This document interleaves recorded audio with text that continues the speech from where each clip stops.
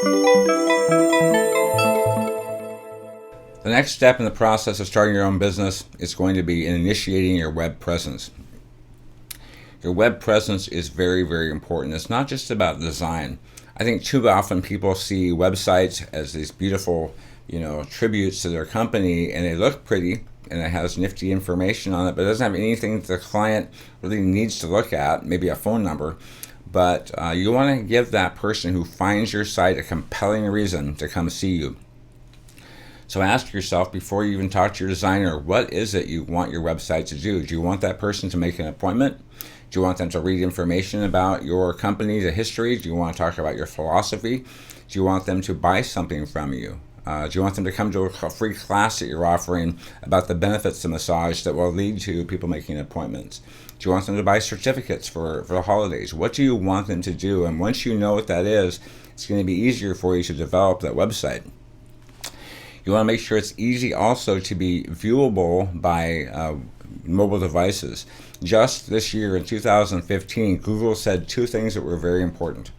One, they said that their search results were going to start being changed, and that is that the first results would go to companies whose results look good on a cell phone. Their websites look good on a small device versus a big screen. So if your device was designed for mobile purposes and you're designed to have that information changed into a mobile site, they would give you preference on your research results. Secondly, they gave out some information that was earth-shattering.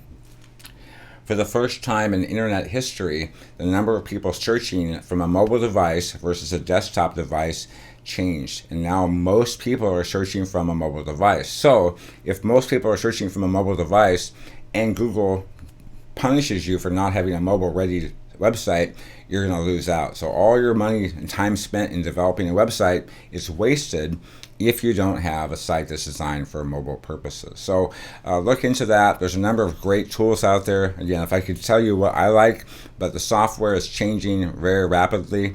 There's a new program out there from Adobe called Muse. It's drag and drop. It's very simple for non-internet people, and it's designed to be able to change your site from a desktop to like an iPad to an iPhone. It changes constantly based on the size of the device, and it can detect what you're looking at. Plus, it has the ability to go onto any website or browser and to change your site from the road. So if you're at someone's house and oh my goodness, I made a mistake, you can change your website from somewhere else versus just at your desktop. When it comes to making sure your website is going to do well in search engine results, you want to make sure you optimize that site. Please don't fall for these companies that charge you a monthly fee or a large one-time fee to optimize your site, because you can do it yourself. So if your website is just purely graphics, you come to your site and you see a photograph and it's nice and a logo, click here to continue. It's really a waste of space because you want to have the search engines find you easy and make sure that you show up high up in the results. So here's how to do that. First is you want to make sure you have good keywords on your homepage and actually using them in a sentence. Don't just have a list of words, because Google is very smart and it can tell if you're just putting words on there to get a good result. You want to make sure you embed those keywords in the text on your homepage, which means you need to have a lot of text in your homepage. If you're not sure which words to use, there is a tool called Google Keyword Tool.com. And you can find that, or it might be googlekeywordtool.com/research. You might see googlewonderwheel.com. And these ideas will show up in these tools and help you find which words people are searching for. If you put the word massage in, it'll show you massage-related keywords people are doing searches for. So if your site specifically says, geriatric sports massage, right, and in your homepage it says the words geriatric sports massage several times in that text, you're more likely to be found. So that tool will help you quite a bit. You also want to make sure that the title of your page has that word in the title of a page. I've seen many websites that actually have as a title for the specific page just the word homepage or blank or unspecified or unknown or whatever, and they don't change that in their website builder. So each page should be named. Don't name your homepage. You want to give it a special name in your web development tool so people, when they search for those keywords show up in the title of the page itself. Another idea is to create multiple YouTube accounts for various aspects of what you want to do. So if you're creating video content, you can name your YouTube account page specific words in that title of that account. And as people search through Google owns YouTube, and that's a powerful, powerful search engine. So you're going to show up in those results, which will refer back to your website. So don't be afraid to have several YouTube accounts that are named after the sections of advertising or sections of information you want to be known for. Let's talk about the importance of your website. There's some pieces that you need to put in place, otherwise your website's going to basically be useless. It's just going to be an edifice to yourself, and you want to make sure that you're having something happen because of your website. So to do that, you want to first figure out for yourself, what's the focus of your site? What do you want to have happen when a person gets there? Do you want them to book an appointment? Do you want them to download something? Do you want them to look at a free book you've written? Do you want them to ask for more information or to be on a mailing list? What specifically do you want them to do when they get there? Because if it's not clear, they'll say, well, nice website, and move on. But you want them to take action when you get there. One of the best ways to do that is going to be to have a headline on your website. Now, any website designer will say, oh no, we need to have this beautiful big graphic. And graphic designers are not marketing people. They're great at graphics, but they don't understand how to make a sale. And you want to get the person to give you money by having them do business with you. So if you have a website, make sure you do that properly by starting off with a good headline. Graphics are important, like I said, make it look nice, but have a perfect message that gets them to start to enter into that site. So from there, you want to look at perhaps having your shareable content at that point. And as you make specific landing pages within your website, so when you do a marketing campaign for Facebook, and you might do a campaign you call your marketing campaign 1 and marketing campaign 2, and each specific marketing campaign needs to have a landing page for that. So two things happen. One is when you market on Facebook and do your advertisement, something specific takes place with that ad, and you land on a specific page, and you can track exactly how effective that campaign is based on how many hits that page gets. Also, you can put specific graphics on that campaign page that you want to show up when someone shares a link. So be sure to make sure that each landing page has its own message, and you can test and see, does a certain color make a difference? Does a certain wording make a difference? And you can play with those things and see which page is most effective for you, but test as you do your marketing work. Next is you want to make sure as you get to the pages, there's a content that is shareable, it's interesting information. Perhaps you want to educate them on the industry somehow, or educate them about specific techniques that you do. But give them information that's usable that they can take and share with their friends, or maybe use that at home and make their lives better because they've encountered your website. Also, make it very easy to contact you. Your phone number should be very, very easy to find on your homepage. If that's what you want them to do, is to call you, have that phone number on there. If you'd rather they email you, we'll have the email right there on the homepage. Make it a clickable link. I personally recommend that you make the email a graphic that shows your email text, and then when I click on that graphic, it launches a subroutine that essentially opens up their email browser and lets them email you, or have it a form. And the reason I say don't put your email in text format is because there are robots that span, or web bots that span the internet and looking for email addresses to spam to. So it just kind of protects you a bit. I didn't do that for quite some time, and I get about 300 emails a day because my email is listed on a text standpoint on my site versus a graphic with a link. Next is make sure there's an incentive to contact you. Make sure the content is solid, that it's not overwhelming. There's not so much information on that page that they just kind of give up and move on. You want to keep it simple, have a very clear directive as to what you'd like them to do. Visitor tracking is going to be very, very helpful. Again, talk to your vendor for your websites to see how you can check that information, how you can track it and see your results. But you can actually look at each page specifically and see how that's going to work out for you. There are also options for you to have autoresponders. So when obviously with your emails, you might have a vacation responder. So when someone emails you, it says, hey, I'm on vacation, I'll be back, blah, blah, blah. Well, when someone emails you, you can have certain keywords respond with certain responses, and that response might say, here's your free newsletter, here's your free ebook, whatever the case is. So when someone says an email to you that specific email can send back a responded piece of data or information. And so you can, as you have your own domain, have multiple email addresses for each individual piece of information you want to give out. So maybe it's a free report about how massage therapy affects people with sports injuries in the knee or whatever. And so you have specific free pieces of information that will be automatically responded to by email. And once that happens, of course, you're able to track and see who you've been working with and who's been asking for information. If you're going to collect email addresses, however, please make sure that in there it has permission to email in the future. So it says by opting in, asking for this information, you give permission to email in the future, and that will reduce your spam rates and have less chance of you being blackballed or blacklisted by the email providers. You can research this yourself, but there's an area in Google called Google Analytics, and it allows you to look at your website, see who's looking where, how long they looked, to where they entered from, and lots of data available with your website. So talk to your email provider. That's at google.com/analytics, and there's lots of great information. You might also see which page people leave your site from. So it's the most boring page on your site. It will show where they leave from at that point.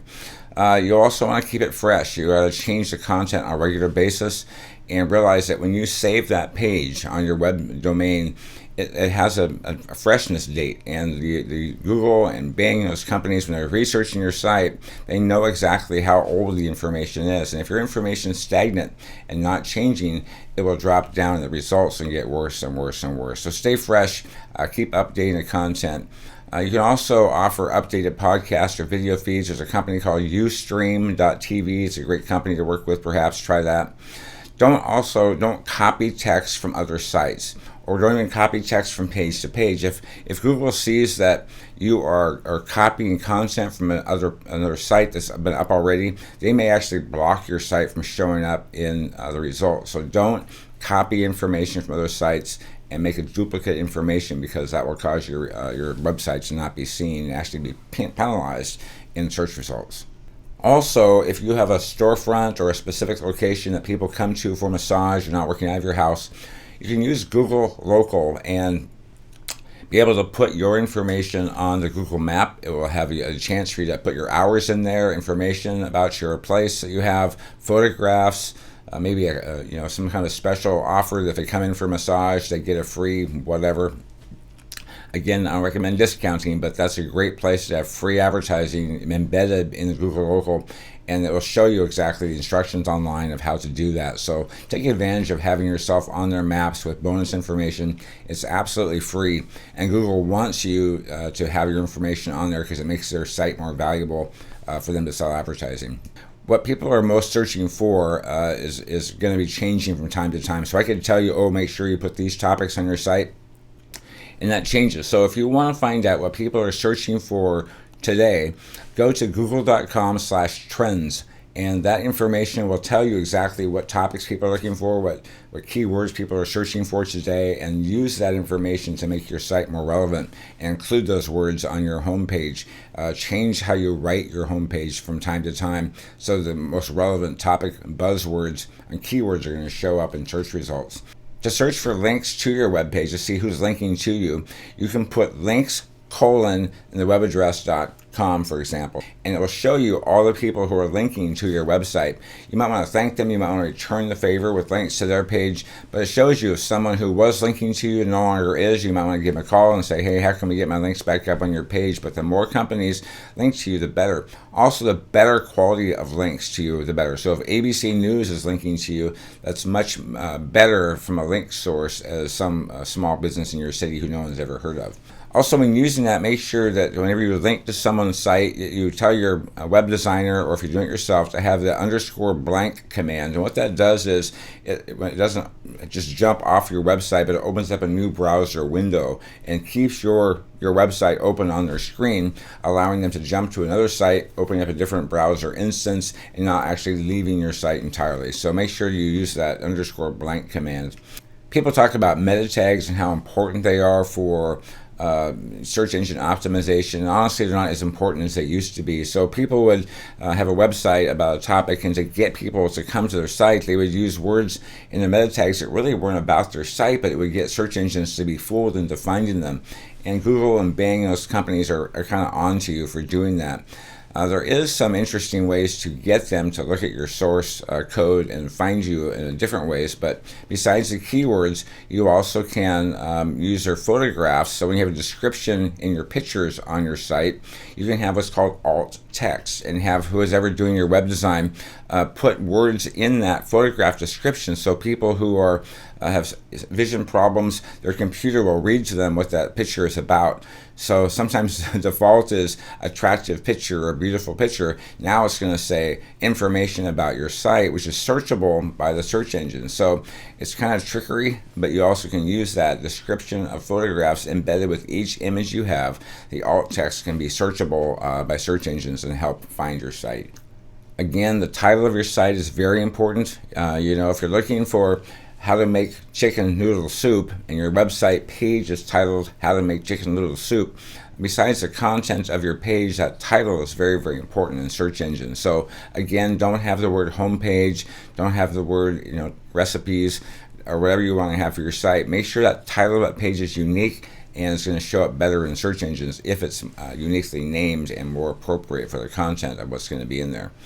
Also, when you're trying to raise your search engine rank, besides the names of your pages, you want to make sure that you use keywords over and over on your page. Don't just type them over and over again at the very bottom of the page, and also don't use white font words on a white background thinking Google won't notice the fact that you have these hidden words on your page, because they'll see that and they actually downgrade your site or block it as a spammer.